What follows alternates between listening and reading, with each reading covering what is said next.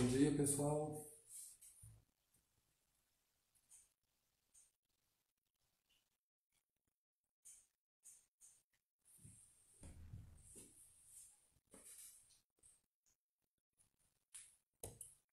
Bom dia, pessoal. Vocês estão conseguindo me ouvir?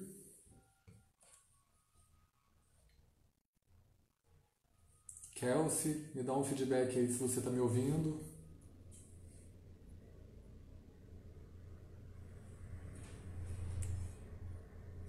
Bom dia, Gabriela.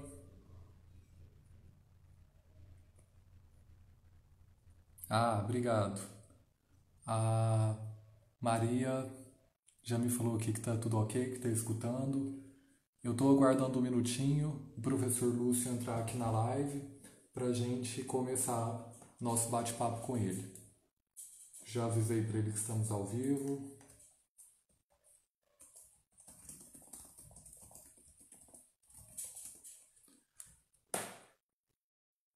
Deixa eu ver aqui se ele já conseguiu acessar. Já adicionei.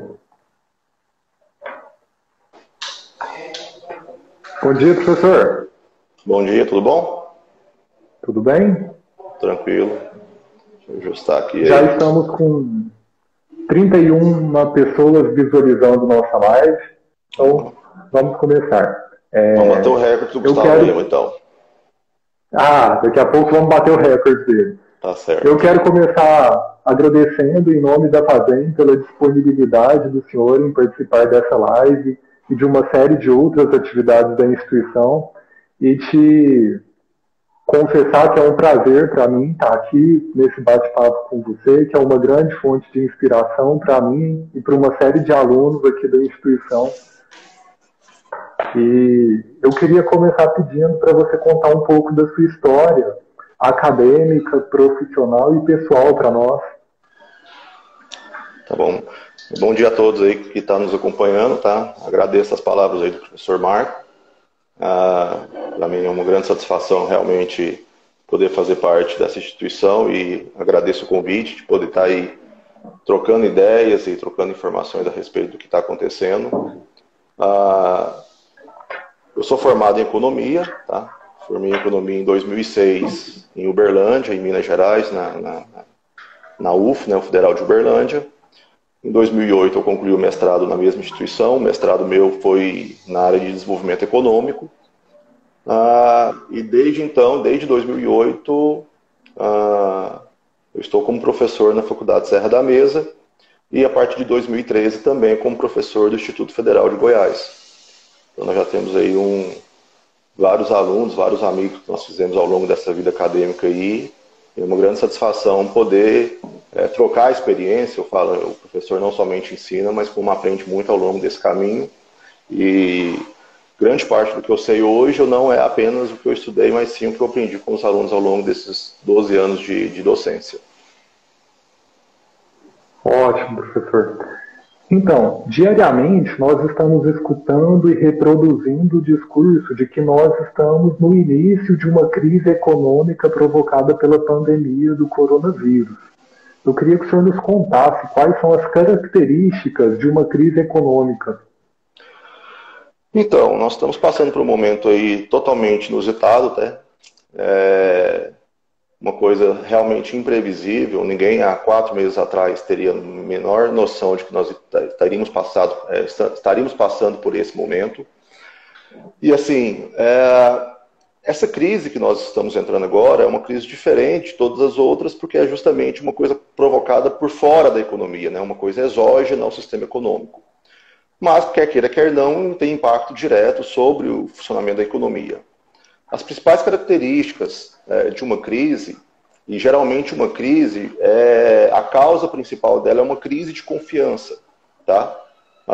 Os investidores, eles têm uma expectativa negativa em relação à produção, à economia, eles param de investir, param de criar empresas, param de gerar empregos.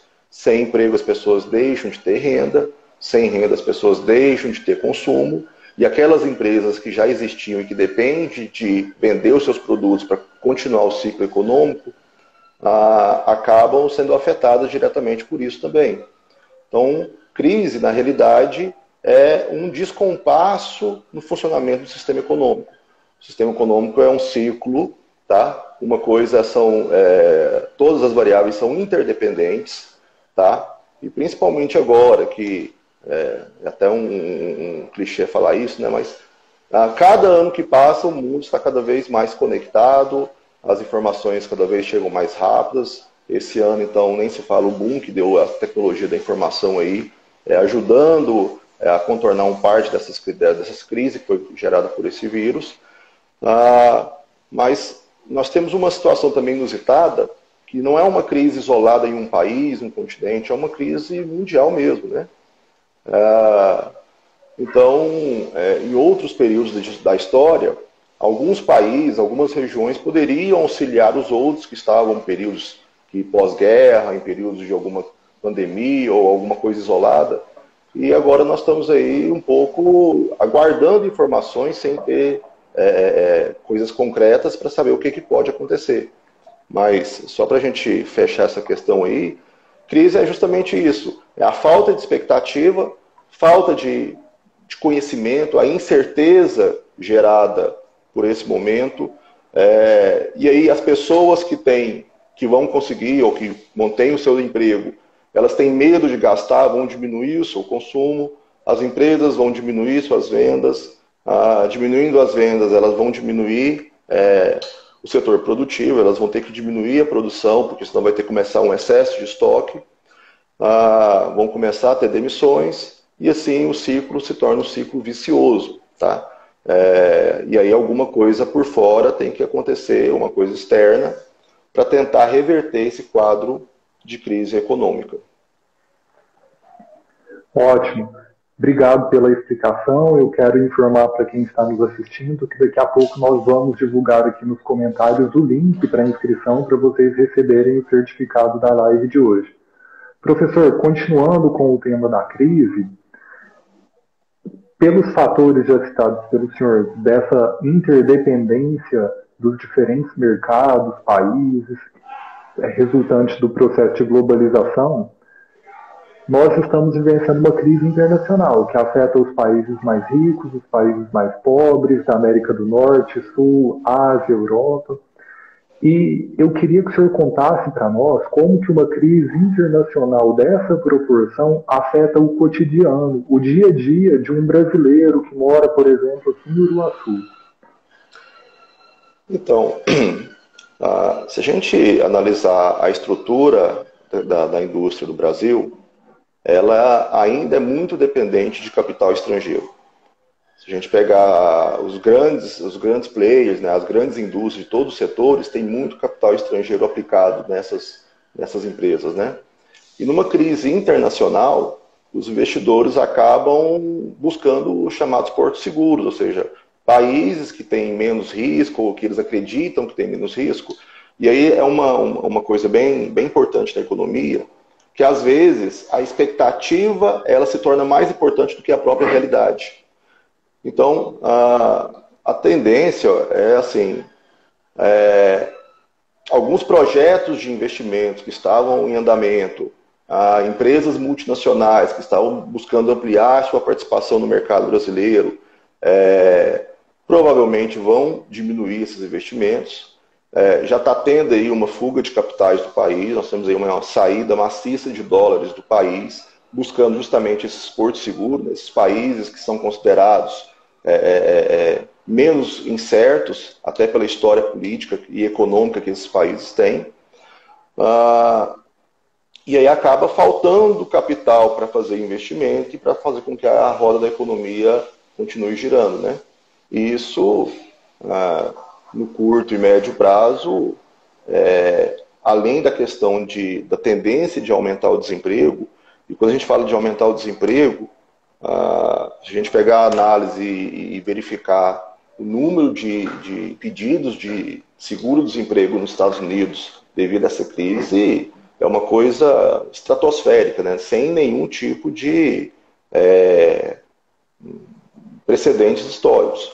Tudo bem que tivemos lá a crise de 1929, mas em 1929 ainda não tinha o seguro-desemprego, né? Então não dá muito para comparar essas duas, mas em relação a todas as outras crises que nós tivemos após 1929, é uma coisa assim, 15, 20 vezes mais pessoas pedindo seguro-desemprego do que agora. E aí nós estamos falando da economia que é considerada a economia hegemônica do mundo. Então, quando a gente parte para análise da situação brasileira, e principalmente da situação mais no interior do Brasil, e aí aqui eu vou fazer vou arriscar dizer que eu acredito que nesse momento as economias menores, as economias locais, que não têm tanta dependência desse grande capital, elas tendem a se aproveitar, né? A se acostumar melhor a esse ambiente de dificuldades. Então, eu acho que em capitais, em grandes centros, o impacto vai ser mais negativo do que no interior. Porque no interior tem uma economia, digamos, já os seus clusters, né, a sua economia já está enraizada ali, não tem tanta dependência desses grandes capitais. Perfeito. Então, o senhor falou, por exemplo, da diminuição do investimento, da diminuição do consumo, isso tudo vai gerar uma ampliação do desemprego, que já pode ser percebida nos Estados Unidos, e aí tem as consequências lógicas, né, como o aumento do endividamento familiar, a diminuição do consumo familiar, obviamente, isso é todo o ciclo vicioso que o senhor havia citado. Mas eu acho que de tudo isso que o senhor falou, talvez a maior preocupação das pessoas que estão nos assistindo agora é o desemprego. E aí eu tenho ouvido muito nesse período sobre a necessidade de políticas estatais de proteção ao emprego. Então já ouvi, por exemplo, algumas pessoas dizerem que o governo devia baixar uma medida provisória proibindo as empresas de demitirem funcionários durante esse período. Eu queria que o senhor explicasse um pouquinho para nós qual é a relação entre essas medidas de proteção de emprego e a disponibilidade de emprego para as pessoas. É realmente a política do governo que determina se vai ter emprego ou não? Oi, Marcos. Tanto nas teorias econômicas como na própria história já tem demonstrado, o Estado, o governo, ele é importante, ele tem ali a sua importância, principalmente nesses momentos de crise, de realmente manter ali o nível mínimo de renda que as famílias possam manter a sua sobrevivência, né? Então nós temos aí um exemplo bem à prova aí do Brasil com esse auxílio de R$600 para as pessoas que estão desempregadas ou que não têm trabalho formal, que não estão dentro da Seguridade Social legalizada. E pelo que se percebe é que é uma coisa assim realmente de distribuição de renda. Mas nós estamos falando de uma medida pontual que tem um início e que deve ter um fim. Okay? Essa questão do Estado fazer grandes interferências na economia é uma questão muito delicada e muito complicada, porque a economia ela tem o seu próprio sistema, ela tem as suas próprias os seus regulamentos, a questão da oferta, da demanda, e quer queira, quer não, o capital produtivo, que vai gerar a capacidade produtiva, que vai gerar os empregos, que vai gerar a renda, se ele começa a perceber que ele não tem a liberdade necessária para ele realizar as suas decisões, no primeiro momento você até resolve um problema. Ok, é proibido empregar, mas até quando que vai ser proibido? E aí depois que essa lei acabar, imagina a enxurrada de demissões que vai acontecer e de empresas que não vão ter condições de pagar as multas rescisórias dos seus funcionários. E aqueles empresários que vão ficar, eu digo até, com trauma de abrir uma nova empresa. Então, o risco disso acontecer uma situação muito pior no médio e longo prazo é altíssimo. Então, assim, essa intervenção direta do Estado proibindo ou deixando de proibir as empresas de fazer é uma coisa muito complicada. Então, nós temos aí situações que o governo deu a liberdade para as empresas de antecipar férias, de diminuir a carga de jornada de trabalho e aí diminuir parte do salário para compensar isso. Tem programas que o governo vai compensar essa diminuição do salário para manter no mínimo o salário mínimo de alguns funcionários. Então isso aí é até aceitável e até desejável que aconteça mesmo. Agora, tudo é uma questão de negociação, uma questão de liberdade mesmo dos empresários. Então, essa necessidade, às vezes, de que o Estado resolve tudo, ok, o Estado imprime dinheiro, mas o Estado não produz comida. Então, e a gente está percebendo aí, em algumas situações, você pega os Estados Unidos, que eles literalmente produzem ouro, né? Eles produzem dólar e a dólar é a moeda aceita mundialmente. Então, eles não têm preocupação nenhuma com dívida interna, com dívida externa, é a toque de caixa mesmo. Eles não estão conseguindo comprar os equipamentos, os insumos que eles precisam para fazer o combate ao vírus, aos testes necessários.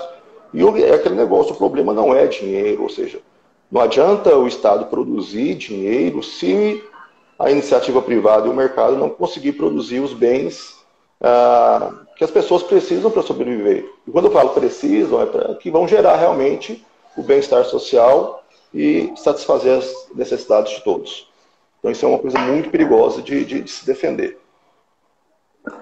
Perfeito, eu quero fazer o registro aqui da professora Moisélia, do professor Eduardo, lá da Fazenda, que estão nos acompanhando, e agradecer vocês e todos os demais que estão acompanhando essa live. Professor, é muito importante enfatizar que quando o senhor fala em liberdade para o empresário tomar decisões, o senhor está consequentemente falando em liberdade para o trabalhador, porque a liberdade, a flexibilização das relações de trabalho, ela aumenta a liberdade do trabalhador. Então, muitas pessoas talvez não tenham uma disponibilidade integral para trabalhar, querem estudar uma parte do dia, têm só disponibilidade de 1/3 do seu dia para trabalhar. Essa flexibilização permite com que essas pessoas encontrem um trabalho.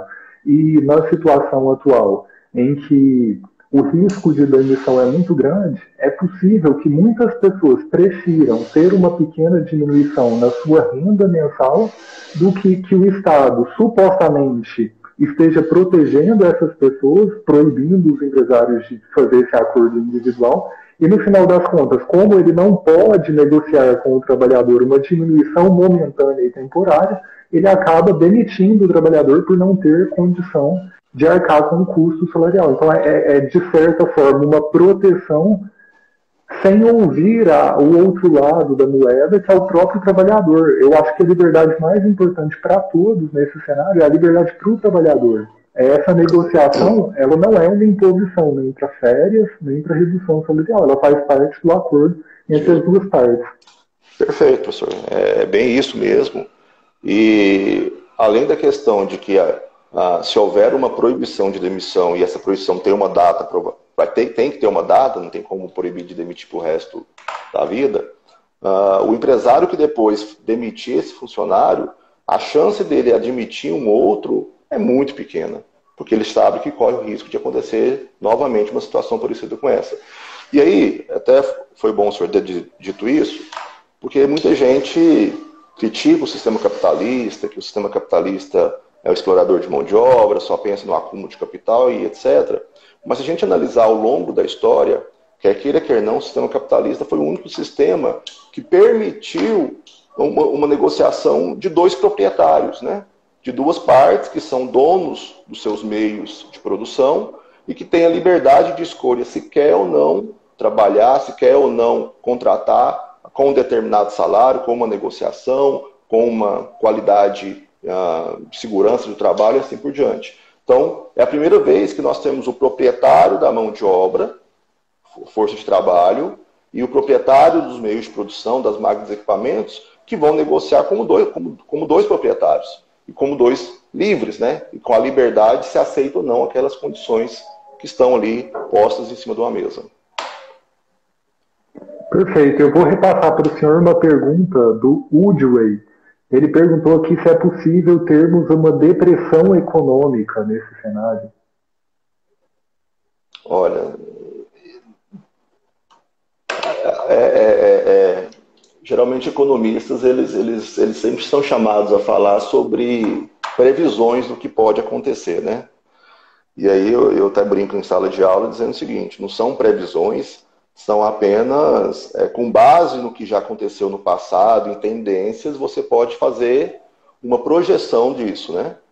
Então, assim, tudo vai depender de quanto tempo vai durar essa pandemia, tá? Uma crise é certa, já estamos vivendo, já temos aí várias empresas com dificuldade, principalmente o setor de entretenimento, o setor de viagem, o setor de turismo, o setor hoteleiro, restaurantes. Então, assim, esses setores que foram diretamente atacados aí pela essa questão da diminuição da demanda, eles já estão passando por grandes dificuldades. Agora, se daqui uma semana, porventura, achar uma vacina, achar um remédio, achar uma coisa que realmente resolva essa questão rápido, pode ser que seja apenas uma crise como outra qualquer, né? Dizer que uma crise como outra qualquer é até meio complicado, mas pode ser que aconteça isso. Agora, se isso permanecer por mais tempo, 3 meses, 6 meses, e já tem artigos científicos dizendo que no mínimo há 12 a 18 meses para isso tudo realmente passar, porque aí a maioria da população tenha contato com o vírus e tenha já a questão da imunidade, aí já a coisa complica um pouco, né? Aí, assim, o risco é alto de ter uma depressão, é o preocupante, mas, igual eu falo, ainda não é o momento de histeria, né? É um momento de racionalidade, de calma e de entender como que as coisas realmente estão funcionando. Então, assim, cada dia que passa, são novas informações que vão chegando e vão se adaptando a essas informações. Perfeito. Quando o senhor falou que é um momento de calma, de não ter histeria, os movimentos do nosso governo federal, dos governos estaduais, do Ministério da Saúde, que são, em certa medida, um pouco antagônicos, incongruentes, eles afetam o comportamento dos investidores, das empresas nesse cenário? Com certeza. Na realidade, o agente econômico, que seria ali o agente de maior estabilidade, ou seja, porque as decisões partem dele, ele tem autonomia para decidir o que pode ou não ser feito. A partir do momento que há conflito de decisões ou conflito de medidas tomadas, as informações que saem cedo no jornal não são confirmadas no final do dia, no final da noite, cria um ambiente de incerteza muito perigoso, né? Então, esse ambiente de incerteza, de certa forma, vai contaminando as pessoas e aquele negócio. Nada é mais prejudicial para a economia do que um ambiente de incerteza, né? Principalmente quando é uma incerteza de uma coisa tão grave como está ocorrendo nesse momento. Então, assim, seria de bom grado que realmente tivesse uma sintonia, uma harmonia entre todas as instituições, e aí eu não vou entrar na questão muito política, a gente vai tentar manter o foco na economia aqui, senão nós temos aqui um pouquinho de história, a gente nem vê, mas a gente acha que resolveu uma crise, essa questão toda aí do presidente com o antigo ministro da Saúde, Mandetta, quer queira, quer não, era uma crise ali instaurada e cheia de incerteza, e bem no momento que o presidente anuncia que um novo ministro está chegando, Teik, né, Nelson Teik, acho que é isso mesmo, ele ataca o presidente da Câmara, tipo assim, ataca de uma forma muito contundente, né? E quer queira, quer não, as medidas que o governo precisa para enfrentamento dessa crise, dessa pandemia, vão ter que passar, quer queira, quer não, pela Câmara. Então, assim, é uma coisa que a gente fica sem saber qual que é o objetivo real de umas ações como essa. Professor, eu vou tentar voltar um pouquinho o tema que o senhor já havia abordado. O senhor falou que, diferentemente de algumas outras crises importantes, a crise atual ela foi provocada por um agente externo do sistema econômico. A crise de 29 me parece que foi um resultado de ações do próprio sistema econômico. É possível fazer um paralelo entre as duas crises e tirar algo de proveitoso que foi feito na crise de 1929 para a atualidade? Olha, assim, eu vou tentar resumir o máximo possível aqui os antecedentes da crise de 29 nos Estados Unidos, mas essa crise ela é uma crise, digamos, cíclica do próprio sistema. Então, assim, iria acontecer mais cedo ou mais tarde. E por que ela ficou tão, digamos, marcada na história? Porque realmente algumas medidas que deveriam ter sido adotadas desde o princípio, elas foram postergadas e aí a crise virou o tamanho que a própria história conta, né? Mas, se a gente pegar ali o contexto histórico, nós tivemos o final da Primeira Guerra Mundial, em 1918, a Europa totalmente devastada, e os Estados Unidos eles começaram a se tornar a grande indústria ali, exportadora de alimentos e de insumos básicos para a Europa. E isso gerou um boom de crescimento econômico dos Estados Unidos enorme, né? Então, os Estados Unidos ele já começava a se despontar como uma grande potência com um mercado interno forte e com um mercado externo muito alto também devido a essas exportações. Com a retomada da produção da própria Europa, as exportações dos Estados Unidos para a Europa começaram a diminuir. E essa superprodução que existia, ela não conseguiu ser absorvida pelo mercado interno norte-americano. Então, na realidade, a crise de 1929 ela foi uma crise de superprodução, alinhado também com o aumento de produtividade. Nós temos aí até a questão do próprio taylorismo, que fez com que as várias empresas aumentassem bastante a sua produtividade. E essa produtividade ela não teve uma distribuição de renda muito correta. Não houve a distribuição dos ganhos de produtividade. Então, você tem aumento de produção, aumento de oferta, sem a correspondente aumento de demanda. Mas por que isso? Uma pessoa que ganha 100 mil reais por mês, a chance dela gastar apenas 50 mil e economizar 50 mil é alta. Uma pessoa que ganha somente R$1.000 por mês, ela vai gastar os R$1.000 por mês. Então, assim, é um termo técnico, mas a propensão a consumir, quanto maior é a renda, menor é a propensão a consumir, por questões evidentes, né? E aí, em 1929, a economia já vinha demonstrando questões de superoferta, diminuição sistemática dos preços, porque se não vendia, os preços iriam diminuir. Os lucros começaram a diminuir, e com a queda dos lucros, novos investimentos não foram para frente. E aí o ápice dessa crise foi em 24 de outubro, chamada Quinta-feira Negra, nos Estados Unidos, que quebrou a Bolsa de Nova York, e muitos trabalhadores que estavam ali, entre aspas, na expectativa de ganhar dinheiro com a Bolsa, que vinha num ápice de crescimento muito alto, perderam tudo. E várias empresas também perderam muito.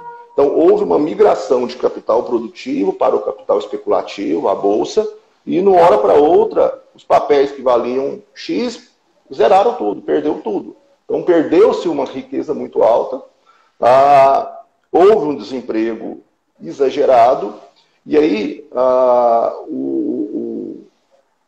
o arcabouço teórico no momento ali era de que o governo não poderia fazer nada. Okay? É o famoso laissez-faire, deixa as coisas acontecerem, porque o mercado se autorregulamenta. Okay? Aí vem a questão da mão invisível do mercado ali. Então o governo dizia o seguinte, olha, eu não vou fazer nada, é uma crise normal, uma hora vai passar, as empresas mais fortes e as empresas mais preparadas vão sobreviver a essa crise. Então os Estados Unidos, na hora que passar essa crise, só vão restar as empresas boas, as espertas, as que têm maior tecnologia, e a economia vai crescer. O problema é que passou 1 ano, passou 2 anos, passou 3 anos, e a crise não melhorou, né? Pelo contrário, foi só piorando, porque era desemprego em cima de desemprego, e se a gente pegar vários filmes que relatam a época, e vários livros também, famílias de classe média alta com dificuldade de alimentação mesmo, ou seja, de pagar a conta de energia, de pagar a conta do gás que aquecia as casas ali, passando frio, passando necessidade, e aí não tinha nada que fazesse com que essa economia voltasse ao seu estágio normal, né? Então, tipo assim, ela estava ali capengando e precisava de um tranco e não aconteceu isso. As políticas foram adotadas para retomar a economia, para encerrar essa grande depressão. Acho que essa é a sua pergunta, vai para isso também, né? Então, em 1933, o presidente Roosevelt, ele, digamos, assessorado por alguns outros economistas que defendiam que, em alguns momentos, o Estado deveria intervir na economia, deveria fazer um restart da economia, ele propôs o New Deal, né, o novo pacto, E esse New Deal ele é baseado em 3 ou 4 pontos principais. Tá? O Estado começou a ser a locomotiva da economia, ou seja, ele vai puxar o restante dos setores da economia, fazendo investimentos maciços em infraestrutura, em rodovias, em hospitais, em escolas, em aeroportos, contratando mão de obra, gerando emprego e esse emprego gerando renda e demanda para outros setores, ou seja, você consegue fazer um restart da economia, né? Junto com isso também, e aí pegando isso, trazendo um pouco para a história do Brasil também, o Brasil, até 1929, o principal produto exportador era o café. E o principal mercado que consumia o café brasileiro era o mercado americano. Com a crise, não tinha para quem vender o café. O que foi feito aqui no Brasil? O governo comprou o café dos agricultores e botou fogo no café tudo, né? A queima de café lá no Porto de Santos é histórica também. Para quê? Para diminuir esse excesso de oferta e manter o preço dos produtos. E isso foi feito nos Estados Unidos também, tá? Então, mesmo passando por toda a crise, eles destruíram vários produtos que estavam em excesso para manter um preço considerado preço mínimo, que mantivesse a margem de lucro e que possibilitasse que o capital que fosse investido aqui naqueles setores tivesse lucro e pudesse retomar a economia. Acho que eu fui muito extenso, né? Mas o que é essa eu preciso fazer uma interrupção. Sim. Por que eles preferiram destruir esses produtos do que distribuir para as pessoas? Eu queria que o senhor explicasse o impacto econômico que, em vez da destruição, a distribuição poderia causar, na medida em que, em vez de ampliar a demanda, ela suprimiria ainda mais a demanda. Na realidade, você já fez até já até respondeu a sua pergunta, né? Quase uma pergunta retórica essa, mas na realidade é isso mesmo. Tipo assim, se você pega um produto que está em excesso e se está faltando demanda, e você pega esse produto e atende uma demanda que nem existia, tipo assim, a demanda de curto e médio e longo prazo para esse produto praticamente vai extinguir. Na realidade, você está colocando uma pá de cal no setor que está ali produzindo aquele tipo de mercadoria, né? Então você tem que criar demanda. Na realidade, a palavra é essa. E aí você tem que diminuir o excesso de oferta que tinha naquela época para fazer com que a economia volte ao seu estado natural. O que é o estado natural? Pessoas produzindo, pessoas vendendo, pessoas trabalhando, pessoas consumindo. Esse atalho que muitas pessoas às vezes tentam criar de que, não, basta o Estado pegar e distribuir tudo, resolve no curto prazo, mas não resolve no médio e longo prazo. Perfeito. Desculpe pela interrupção e prossiga. Então, quais que são as lições dessa questão da crise, se elas podem ser aplicadas aqui no contexto atual, né? Eu evitei de fazer a referência até o momento, mas não tem como não fazer. Eu gosto muito de um economista chamado Keynes, o senhor sabe disso, a gente já conversou bastante sobre isso, e às vezes ele é muito mal interpretado por pelo próprio meio acadêmico, por vários teóricos e tudo, dizendo que ele propõe a intervenção do Estado na economia. Na realidade, Keynes ele é um defensor do capitalismo, um defensor do livre mercado, mas ele diz o seguinte: a única certeza que nós temos do futuro é que ele é incerto. Então, assim, aquela questão que não existe incerteza, que tudo é probabilidade, ele praticamente acaba com isso. E aí, a partir do momento que a única certeza que existe do futuro é que ele é incerto, que tem crises de demanda, crises de falta de demanda, crises de falta de emprego, esse agente externo, que é o Estado, ele realmente tem que fazer as intervenções, como, de certa forma, tem sido feito.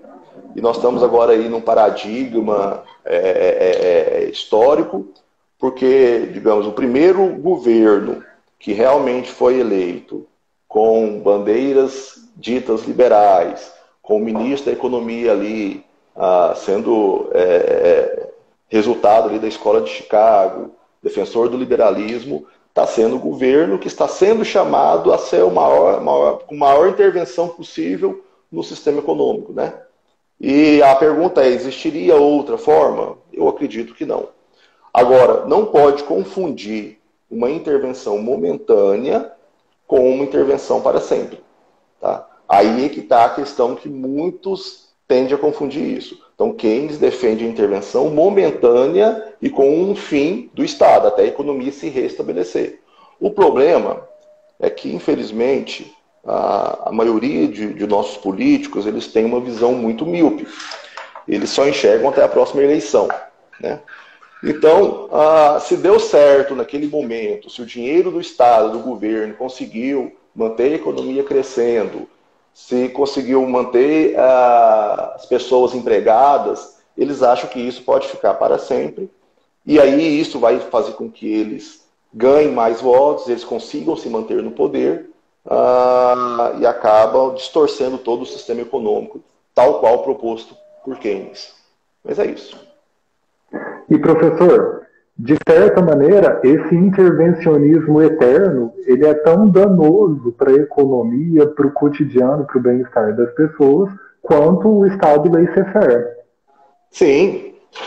Eu falo assim, os dois extremismos, geralmente, quase todo extremismo nunca é bem-vindo, né? Então, essa intervenção absoluta do Estado na economia, que seria até uma economia centralizada, ou seja, a economia ela tem alguns problemas fundamentais, tá?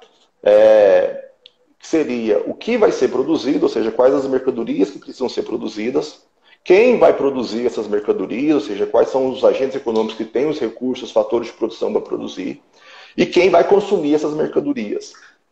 Normalmente, numa economia de livre mercado, o mercado é que determina através da política de preços e de lucros. Okay? Então, se uma mercadoria está em falta, o preço aumenta, vai ter mais lucro, as empresas vão estar mais dedicadas a produzir aquele produto com um preço alto, aumenta a produção daquele produto e aquele produto que estava em escassez deixa de estar. E o inverso também é verdadeiro. Agora, quando você tem uma economia centralizada ou planificada no Estado, o Estado começa a ditar o que vai ser produzido. Okay? E detalhe, o Estado ele não é detentor de toda a inteligência para ele saber, apesar dele achar que é isso, né? Dele saber tudo que as pessoas precisam naquele exato momento. E a partir do momento também que ele escolhe quem vai produzir aqueles produtos e quem vai ter acesso aos lucros desse processo produtivo, ele vai fazer escolhas entre os seus pares, entre os seus amigos, né? Então não vão ser escolhas aleatórias, escolhas transparentes, escolhas justas. E aí acaba que a economia, nós temos várias experiências de outros países, tem escassez de alguns tipos de produtos e alguns produtos em excesso que perdem o valor de mercado dito normal e acaba gerando todo um processo de crise econômica também. Perfeito. Professor, eu queria que o senhor usasse como ponto de referência para continuar essa análise do senhor sobre esse tripé econômico da produtividade, a questão do álcool em gel. Então, o álcool em gel ele tinha um preço relativamente estável, de repente houve uma ampliação estrondosa da demanda e, inicialmente, uma ampliação do preço desse produto. Aí, também, novamente, naquela época, eu me recordo de algumas pessoas dizendo que o Estado devia agir imediatamente para, de certa forma, estabelecer um limite de preço para o álcool em gel. Que devia ficar, vamos supor, 500 ml o álcool em gel não podia ficar acima de R$12. Quais seriam as consequências disso para os hospitais, de modo geral, para quem precisava de álcool em gel? Tá, perfeito, exemplo muito bom. Olha aqui, a partir do momento que esse produto tem escassez e que o preço dele, igual o senhor disse, aumentou estratosfericamente, várias empresas de outros setores que não tinham esse produto como seu carro-chefe, ou não tinha a produção desse produto, mas tinha as condições de produzir esses produtos, começaram a fazê-lo. E aí, essa expectativa de lucro fez com que essas empresas aumentassem a capacidade produtiva, aumentou a quantidade de produção. Se a gente pegar a produção de álcool em gel ano passado e comparar com esse ano, nós vamos ver que a produtividade aumentou, sei lá, 10 vezes. Estou chutando mais ou menos por números que eu já li aí. E aí, se o governo tivesse estabelecido uma política de preço mínimo, ok, você iria ligar no supermercado, numa farmácia, quanto que está o álcool gel? R$5. Eu vou comprar, não, mas não tem. O que adianta o produto custar barato, mas ele não existe? E aí, principalmente, como o senhor falou, os principais demandantes, que são os hospitais, os que estão lidando diretamente na frente do combate com esse vírus aí, iria faltar produto para todos. E aí o mercado, através das suas esferas, conseguiu resolver esse problema, ou pelo menos diminuir bastante, né? Nós temos aí várias empresas, até empresas que eram produtoras de cerveja, de bebidas, produzindo álcool em gel e conseguindo atender essa demanda que aumentou bastante. Então não adianta o preço, a mercadoria ser barata, mas não existir essa mercadoria. E é o que às vezes ocorre em países que tentam determinar o que vai ou não ser produzido e qual preço pode ser produzido. Perfeito. Professor, eu vou repassar uma nova pergunta que chegou para nós aqui pelos comentários. Certo. O agronegócio pode amenizar o impacto da crise no Brasil? Pode ser a mola propulsora para a gente sair da crise? Olha, com certeza, tá? Na realidade, historicamente falando, o agronegócio, ao longo de toda a história da economia brasileira, ele tem o seu protagonismo, ele tem a sua participação. E quando a gente fala mais agora de agronegócio, nós estamos nem falando mais apenas de uma indústria primária, extrativista, amadora, nós estamos falando de uma agroindústria, tá? Que tem uma cadeia produtiva gigantesca por trás dela. E por mais que exista uma crise internacional, o mundo precisa comer. As pessoas precisam se alimentar. Então, às vezes, outros produtos, commodities, o próprio petróleo, que teve uma diminuição de demanda altíssima, o próprio minério de ferro, que o Brasil também exporta bastante, pode ser que tenha uma diminuição drástica de demanda. Agora, alimento não tem como. O mundo inteiro precisa comer. E aí é aquela vantagem que o Brasil tem de realmente ser um celeiro do mundo, né? Ou seja, produzir uma mercadoria que, principalmente no momento de crise, vai ser bastante demandada, porque alguns outros países vão ter que direcionar os seus recursos para outras prioridades. Professor, antes de fazer a última pergunta para encerrarmos a live, eu preciso registrar uma série de elogios que foram feitos aqui ao senhor, ao tema, e pelo que eu já recebi no ponto eletrônico aqui, já vai ter que agendar uma nova live com o senhor para tratar sobre a continuidade desse tema, como que a economia vai se comportar no futuro próximo. Para encerrar a nossa live, o pequeno empresário, o pequeno empreendedor de uma cidade pequena e média, pode utilizar alguma estratégia para explorar essa situação de crise, explorar a palavra no sentido positivo, para tirar proveito dela, para tirar aprendizagem dela, para se reorganizar enquanto empresa e encontrar oportunidades para manter o seu negócio e até ampliar o seu negócio? Olha, acredito que a maioria das empresas, nesse primeiro momento, o objetivo principal delas vai ser sobreviver mesmo, né? E aí, isso parte diretamente para controle sistemático de custos improdutivos, custos que não são necessários para que a empresa funcione de forma correta, com qualidade, com prestação de serviço. E aí, essa crise ela tem demonstrado que as empresas têm uma capacidade de adaptação e de criação, de inovação muito alta, né?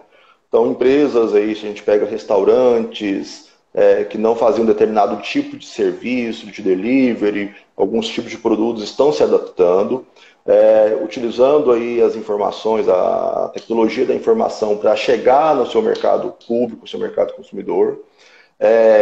As pequenas empresas que nem pensavam que iriam ter que utilizar essa ferramenta, já estão sendo quase que obrigados a utilizar essa ferramenta. E isso tudo, essas questões de diminuir o custo, de ter as despesas mais enxutas, diminuir custo fixo, seria muito importante que depois que passasse todo esse momento de pandemia mesmo, esse momento de crise mais complicado, pudesse ser mantidos, né? E aí eu acredito que vários setores vão se aproveitar de tudo isso que a gente foi meio que obrigado a fazer na marra, né? E vão aproveitar essa situação para tentar ter um contato direto mais com o consumidor, diminuir seus custos de produção, manter o seu caixa e manter a sua lucratividade. Perfeito. Professor, sobre esse tema da crise econômica, tem algum assunto, algum elemento que o senhor gostaria de abordar, discorrer um pouco mais e que nós não fizemos aqui? Não, eu acho assim, tem vários outros assuntos que a gente poderia falar, mas, igual eu falo, a gente também tem outras pessoas que vão participar de outras lives também, que têm as suas contribuições para serem feitas, né? Eu vou só colocar aqui, eu até achei que essa pergunta poderia ser feita, e ontem eu estava dando uma aula com os alunos lá do direito, e foi feita essa pergunta, tá? E aí eu até brinquei com eles para eles assistirem a live que eu iria responder aqui. Então, se eu não responder, eu vou estar sendo incoerente com eles. Que era realmente a questão dessa guerra que está tendo entre economia e saúde, né? Como se fosse uma guerra mesmo, né? Então, assim, muitas pessoas perguntando, e aí, tem que ter isolamento, não tem que ter, economia tem que funcionar, não tem, como é que funciona isso, tudo. E aí eu vou tentar resumir o máximo possível, tentando ser coerente com o que eu penso mesmo. Primeiro, está tendo acho que uma forma, uma exposição de como se a economia fosse totalmente desassociada da saúde, como se a economia fosse somente dinheiro, lucro, capital, e que não tivesse nem um pouquinho preocupado com a saúde, né? E aí eu fico pensando, gente, a economia é produção de alimento, é produção de insumos, é produção de produtos que as pessoas precisam sobreviver. Então fazer essa dicotomia entre de um lado a saúde e do outro lado a economia é uma coisa totalmente irracional. Aí vamos à questão lá. Eu acredito que todos os dois extremos, tá? Os dois extremos são também errados.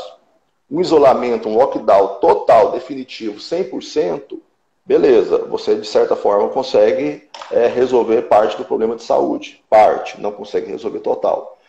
Mas você cria um problema, um caos econômico gigantesco, porque tem setores essenciais que precisam funcionar para que as pessoas consigam ter acesso ao que elas necessitam para sobreviver mesmo. A economia funcionar normal do jeito que estava é possível? Também não é possível. Ou seja, não há nenhuma forma de que isso aconteça. Qual seria o termo, assim, o ideal? Seria justamente o diálogo entre essas duas áreas. E aí a questão é também o seguinte, o economista ele foi preparado para justamente trabalhar em situações de escassez de recursos. Tá? E quando a gente fala escassez de recursos, a economia é a ciência dos recursos escassos. Nós estamos falando de todos os tipos de recursos, inclusive mão de obra, inclusive capital, inclusive alimento. Então, tem que existir condições de resolver essa crise. Eu até estava lendo algumas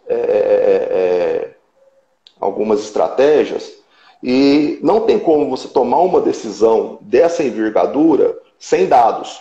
E, infelizmente, aqui no Brasil e no mundo inteiro, faltam muitos dados para saber quantas pessoas realmente estão contaminadas, qual que é o nível de pessoas que já pegaram, que já estão, digamos, até onde se diz imunes e que poderiam reativar a economia ou elas trabalhar na linha de frente da economia, é o chamado passaporte da imunidade, né? Então, assim, qualquer informação sem esses dados, essas informações de caráter de saber quantas pessoas realmente estão contaminadas, é tudo chute, é tudo, digamos, especulação mesmo. E aí eu fico preocupado, porque eu estava pesquisando até pouco tempo atrás aqui, o número de testes que o Brasil faz por dia é em torno de 4, 5 mil por dia. Nós temos a Alemanha que está fazendo 100 mil por dia, nós temos a Coreia do Sul que fez muito mais do que isso por dia. E são os países que mais estão conseguindo fazer justamente essa interação entre preservar a saúde, que é uma questão moral, e ninguém se discute isso, e também preservar a questão econômica, que também tem as suas repercussões na vida de todo mundo. Acredito que seja isso, eu agradeço aí a todos que participaram, muito obrigado aí, professor Marco, por ter feito comigo essa live aí, eu vi alguns alunos que participaram aqui, alguns falaram que estão com saudade, também tenho saudade de todos eles, e muito obrigado aí.